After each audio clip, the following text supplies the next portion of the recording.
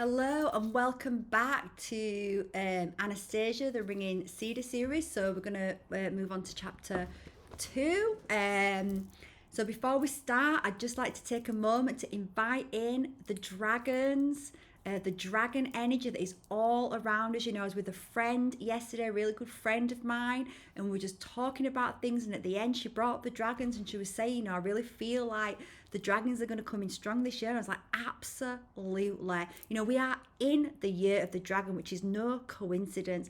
2024 is the year that dragon consciousness starts to really awaken within us. So let's call in our dragons. Let's call in our angels, our guides, our higher selves to be with us in this reading in chapter 2 so that we can open up our heart spaces and we can receive the activations, the messages, the codes that are in the highest good of each and every one of us and of creation right now. There is a reason that you have been guided to this video right now to listen to me read this. It was very synchronistic that I moved into reading this book. So let's again imagine, right? Let's sit down let's put the fire on. You know, it is the daylight, but I've got a little candle lit here. So we've got the flame with us. You know, if you are lucky enough right now to be by a log fire, I'm a little jealous, not gonna lie. But in my mind, I am on this red cozy couch. I am by the fireplace. It's snowing outside. I am all snuggled up. I can feel the dragons, I can feel the angels, and we're on chapter 2, Encounter. Without a word to anyone, I arranged to have the ship stop not far from the place where I had met the old man the previous year. Then I took a small motorboat and reached the village. I gave orders to the captain to continue along the trade route. I hoped I would be able, with the help of the local residents, to look up the two old fellas, see the ringing cedar with my own eyes and determine the cheapest way of getting it back to the ship. Tying the motorboat to a rock on the shore, I was about to head for one of the little houses close by, but spotting a woman standing alone atop the steep riverbank, I decided to approach her. The woman had on an old quilted jacket, a long skirt and high rubber galoshes, of the kind worn by many residents of the northern backwoods during the spring and fall. On her head was a kerchief tied so that the forehead and neck were fully covered. It was hard to tell just how old this woman was. I said hello and told her about the two old men I had met here the previous year. It was my grandfather and great-grandfather who talked with you last year, Vladimir, the woman replied. I was amazed. Her voice sounded very young. Her dictation was crystal clear. She called me by my first name. I don't know why I'm just misreading so many words right now. Interesting. She called me by my first name and right off used the informal form of address. I couldn't remember the names of the oldsters or whether we had introduced ourselves at all. I thought now we must have done so since this woman knew my name. I asked her, deciding to continue in the same informal tone. And how do you call yourself? Anastasia, the woman answered, stretching out her hand towards me, palm down as though expecting me to kiss it. This gesture of a country woman in a quilted jacket and galoshes standing on a deserted shore and trying to act like a lady of the world amused me no end. I shook her hand naturally. I wasn't going to kiss it. Anastasia gave me an embarrassed smile and suggested I go with her into the taiga to where her family lived. The only thing is, we shall have to make our way through the taiga 25 kilometers. That is not too much for you.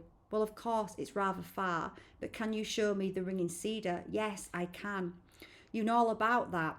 You'll tell me. I shall tell you what I know. Then let's go. Along the way, Anastasia told me how their family, their kin, had been living in the cedar forest generation after generation, as her forebearers had said, over the course of several millennia. It is only extremely rarely that they find themselves in direct contact with people from our civilized society. These contacts do not occur in their places of permanent residence, but only when they come into the villages under the guise of hunters or travellers from some other settlement. Anastasia herself had been to two big cities, Tomsk and Moscow, but only for one day each, not even to stay the night. She wanted to see whether she might have been mistaken in her perceptions about the lifestyle of city people. She had saved the money for the trip by selling berries and dried mushrooms. A local, you might find that Minnie is going to probably join us for many of these readings. You know, cats hold so much wisdom, so many codes, and you know, I've come to realise that with my cats. It's actually an honour and a blessing when a cat pops into the video. This is Minnie. Meet Minnie. Minnie's 11, I think. I don't even know how old she is. Yeah, okay, I'm going to go with that. She's 11. Perfect, thank you. Dried mushrooms. A local village woman had lent her passport. Anastasia did not approve of her grandfather and great-grandfather's idea of giving away the ring in cedar with its healing properties to a whole lot of people. When asked why, she replied that the pieces of cedar would be scattered among evildoers as well as good people. In all probability, the majority of the pieces would be snatched up by negative thinking individuals. In the final analysis, they may end up doing more harm than good. The most important thing, in her opinion, was to promote the good and to help people through whom the good was accomplished. If everyone were benefited at random, the imbalance between good and evil would not be changed, but would stay the same and even get worse. After my encounter with the Siberian oldsters, I looked through a variety of popular science literature as well as a host of historical and scholarly works describing the unusual properties of the cedar. Now I was trying to penetrate and comprehend what Anastasia was saying about the lifestyle of the cedar people and thinking to myself, now what, if anything, can that be compared to? I thought about the Lykovs, a true story many Russians are familiar with from the account of Valisy Peskov of another family that lived an isolated life for many years in the taiga. They were written up in the paper under the headline Dead End in the Taiga and were the subject of television programs. I had formulated for myself an impression of the Lykovs as people who knew nature pretty well, but had a rather fuzzy concept of our modern civilized life. But this was a different situation. Anastasia gave the impression of someone who was perfectly acquainted with our life and with something else besides that I couldn't fathom at all. She was quite at ease discussing our city life, which she seemed to know firsthand. We walked along, getting deeper into the woods, and after about 5 kilometres stopped to rest. At this point she took off her jacket, kerchief and long skirt and placed them in a hollow of a tree. All she was wearing now was a short, lightweight frock. I was dumbstruck at what I saw. If I were a believer in miracles, I would put this down to something like extreme metamorphosis. For now, here before me stood a very young woman with long golden hair and a fantastic figure. Her beauty was most unusual. It would be hard to imagine how any of the winners of the world's most prestigious beauty contest would rival her appearance. Or, as it later turned out, her intellectual prowess. Everything about the Tiger Girl was alluring, simply spellbinding. You are probably tired, asked Anastasia. Would you like to rest for a while? We sat down right on the grass, and I was able to get a closer look at her face. There were no cosmetics covering her perfect features. Her lovely, well-toned skin bore no resemblance of the weather-beaten faces of people I knew who lived in the Siberian backwoods. Her large, greyish blue eyes had a kindly look and her lips betrayed a gentle smile. As indicated, she wore a short, lightweight smock, something like a nightshirt, at the same time giving the impression that her body was not at all cold, in spite of the 12 to 15 degree temperatures. I decided to have a bite to eat. I reached into my bag and took out sandwiches, along with a travel bottle filled with good cognac. I offered to share it with Anastasia, but she refused the cognac and for some reason even declined to eat with me. While I was snacking, Anastasia lay in the grass, her eyes blissfully closed, as though inviting the sun's rays to caress her. The rays reflected off her upturned palms with a golden glow. Lying there half exposed, she appeared absolutely gorgeous. I looked at her and thought to myself, now, why have women always bared to the limit either their legs or their breasts or everything at once? With their miniskirts, it is not to appeal to the men. Is it not to appeal to the men around them, as if to say, look how charming I am, how open and accessible? And what are men obliged to do then? Fight against their fleshly passions and thereby denigrate women with their lack of attention, or make advances towards them and thereby break a God-given law? When I had finished with my refreshments, I asked, Anastasia, you're not afraid of walking through the Taiga alone? There is nothing I have to fear here, replied Anastasia. Interesting, but how would you defend yourself if you happened to encounter 2 or 3 burly men, geologists or hunters, let's say? She didn't answer, only smiled. I thought, how is it that this so extraordinarily alluring young woman could not be frightened of anything or anyone? What happened next still makes me feel uncomfortable, even to this day. And like I said at the beginning, when I read chapter 1, we've really got to admire the author's Vladimir. We've got to admire the author's courage and vulnerability to be so open and transparent with some of the things that took place, because it's going to make you feel a bit like, ooh, but it just shows, how, all these things that, we've been programmed to act in certain ways, think certain ways, and it's out of alignment with who we are truly. And you're going to realize that as we move through the book as well. So I really respect this author for just being so open and honest, knowing that people may judge him for this, right? It's just, these are some of the things that we keep to ourselves that perhaps we've done in our life. I'm not saying I've done this particular thing, but we might have done things that we feel shame and guilt about, and we're so scared to voice these things because of all the programming out there. So let's see. So he says here, what happens next still makes me feel uncomfortable even to this day. I grabbed her by her shoulders and pulled her close to me. She didn't offer any strong resistance, although I could feel a considerable degree of strength in her resilient body, but I couldn't do anything with her. The last thing I remember before losing consciousness was her saying, "Do not do this, calm down." And even before that, I remembered being suddenly overcome by a powerful attack of fear. A fear of what I couldn't grasp. As sometimes happens in childhood, when you find yourself at home all alone and suddenly become afraid of something. When I woke up, she was on her knees, bending over me. One of her hands lay upon my chest, while the other was waving to someone up above or to either side. She was smiling, though, not at me, but rather, it seemed, at someone who was invisible, surrounding us or hovering above us. Anastasia seemed to be literally gesturing to invisible friend that there was nothing amiss going on. Then she calmly and tenderly looked me in the eye. "Calm down, Vladimir. It is over now." "But what was it?" I asked.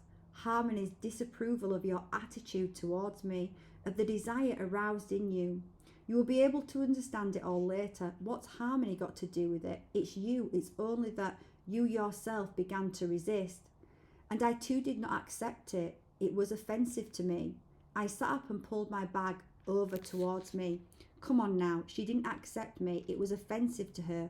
Oh, you women, you just do everything you can to tempt us. You bare your legs, stick out your breasts, walk around in high-heeled shoes. That's very uncomfortable, and yet you do it. You walk and wriggle with all your charm, but as soon as, oh, I don't need that, I'm not that way. What do you wriggle for then? Hypocrites. I'm an entrepreneur and I've seen a lot of your sorts. You all want the same thing, only you all act it out differently. So why did you, Anastasia, take off your outer clothes? The weather's not that hot. And then you lolled about on the grass here with that alluring smile of yours. I'm not that comfortable in clothing, Vladimir. I put it on when I leave the woods and go out among people, but only so I can look like everyone else. I just lay down to relax in the sun and not disturb you. I just laid down to relax in the sun and not disturb you while you were eating. So you didn't want to disturb me. Well, you did. Please forgive me, Vladimir. Of course you are right about every woman wanting to attract a man's attention, but not just to her legs and breasts. What she wants is not to let pass by the one man who can see more than just those things. But nobody's been passing by here. And what is this more that must be seen? When it's your legs that are front and centre, or you women, you're so illogical. Yes, unfortunately, that is the way of life sometimes turns out. Maybe you should move along, Vladimir. Have you finished eating? Maybe we should move along. Vladimir, have you finished eating? Are you rested? The thought crossed my mind, is it worth going on with this philosophizing wild women? But I replied, fine, let's go. Chapter 3, Beast or Man. We continued our journey to Anastasia's home, her outer clothes left behind in the tree hollow, her galoshes too. She was still wearing the short, lightweight frock. She herself picked up my bag and offered to carry it. Barefoot, she walked ahead of me with an amazing, light and graceful step, waving the bag about her with ease. We talked the whole time. Talking with her on any subject was more interesting, perhaps because she had her own strange ideas about everything. Sometimes Anastasia would whirl about while we were walking. She would turn her face to me, laughing, and keep on walking backwards for a while, quite absorbed in the conversation without so much as a glance down at her feet. How could she walk like that and not once stumble or prick her bare feet against the knot of the dry branch? We didn't seem to be following any visible path. On the other hand, our way was not hindered by the tangled undergrowth so common in the taiga. As she walked, she could occasionally touch or quickly brush by a leaf or a twig on a bush, or bending over without looking, she would tear off some little blade of grass and eat it. Just like a little creature, I thought. When berries were handy, Anastasia would offer me a few to eat as we walked. The muscles of her body didn't seem to have any unusual features. Her overall physique appeared quite average, not too thin and not too plump. A resilient, well-fed and very beautiful body. So that's living on, I don't know if it's got to that part yet, but she's living on mushrooms, berries and nuts. But from what I could tell, it possessed a goodly degree of strength and extreme sharp reflexes. Once when I stumbled and started to fall, my arms outstretched in front of me, Anastasia whirled around with lightning speed, quickly placing her free hand under me, and I landed with my chest on her palm, her fingers spread wide. I fell, but my hands did not touch the ground. There she was, supporting my body with the palm of one hand, helping it regain its normal position. During all this time she went on talking with not the slightest sign of strain. After I had straightened up with the help of her hand, we continued on our way, as though nothing whatever had happened. For some reason my mind momentarily rested on the gas pistol I had in my bag. With all that interesting conversation, I hadn't realised how much ground we had actually been covering. All at once Anastasia stopped, put my bag down under a tree and joyfully exclaimed, "Here we are at home." I looked around, a neat little glade dotted with flowers amidst a host of majestic cedars. But not a single structure to be seen, no kind of shelter at all. In a word, nothing, not even a primitive lean-to. But Anastasia was beside herself with joy, as though we had arrived at a most comfortable dwelling. And where is your house? Where do you sleep, eat, take shelter from the rain? This is my house, Vladimir. I have everything here. A dark sense of disquiet began to come over me. Where is this everything? Let's have a tea kettle so we can at least heat up some water on the fire. Let's have an axe. I do not have a kettle or an axe, Vladimir, and it would be best not to light a fire. What are you talking about? She doesn't even have a kettle. The water in my bottle is all gone. You saw when I ate.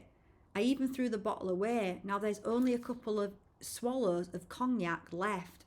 To get to the river or to the village is a good day's walk, but I'm so tired and thirsty right now.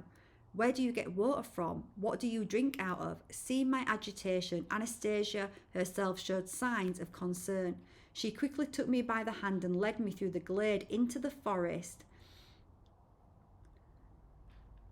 Do not worry, Vladimir. Please do not get upset. I shall take care of everything. You will have a good rest. You will get a good sleep. I shall take care of everything. You will not be cold. You are thirsty. I shall give you something to drink right away. Not more than 10 or 15 meters from the glade, beyond a clump of bushes, we came across a small tiger lake. Anastasia quickly scooped up a small quantity of water in her cupped hands and raised it to my face. Here is some water. Drink it, please. What, are you crazy? How can you drink raw water out of some puddle in the woods? You saw how I was drinking. Now I just have to stop because that is just making me just remember something like, so you're probably going to hear me talk about Ireland a lot because I've just been there, had an incredible time there on a mission that I was on. It was just amazing. And on the first day that I arrived, I was with two other people that I met for the first time, but I already knew that I knew them when I met them. I know that they are soul family, and we decided to drive to the Hill of Tara because at the Hill of Tara, which is a site we were going to be doing some ceremony on, we decided to drive there because there is a well there, and out of that well you can get fresh spring water. And somebody had made a little video of it, showed us where it is. So we got there and we found this well, and we looked at this. There was like this little well, and you looked in and we couldn't see any running water going into it. It looked quite dark. It looked like dingy, and we were kind of thinking, oh, this is stagnant. You can't drink out of that. We were like, what? This is crazy. And we even we left there. We even went to we started looking at the video, and the video, no doubt showed the people that were telling us where it was at that well. And we were even saying why would they video themselves at this well when it's obviously not this well? And we looked on our Google and it was kind of showing it was somewhere else. We were we ended up walking around for about 45 minutes, right? Asking people in the shop, and everyone kept saying, no, it's that well. And we were like, what, you can drink that water? And they're like, yeah. So in the end, we surrendered. We went back, we got our little bottles, and we decided, let's just try a little bit. No, sure enough, we put in our bottle and it looked like it was stagnant in there, and we couldn't see the running water running into it. We were unable to see.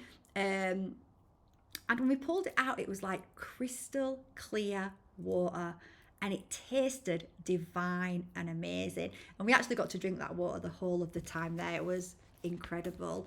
And we were actually laughing. Because we were saying, look at us three. We are supposed to be here doing this work, and we can't even follow a simple video. We were just laughing at our humanness and those programs that come up in our humanness, right? You saw how I was drinking, and he says Boziham, I don't know what that is. It's a popular kind of mineral water from the mountains in Georgia, famous for its health-giving properties. So he's basically saying that's the water he drinks, and he's judging this water in the forest. On board ship, even for washing, we pass the river water through a special filter, chlorinate it, iodinize it. It is not a puddle, Vladimir. It is pure living water. Exactly, that's what we were drinking. Pure living water. Good water, not half destroyed water like yours. You can drink this water. It is just like mother's milk, right?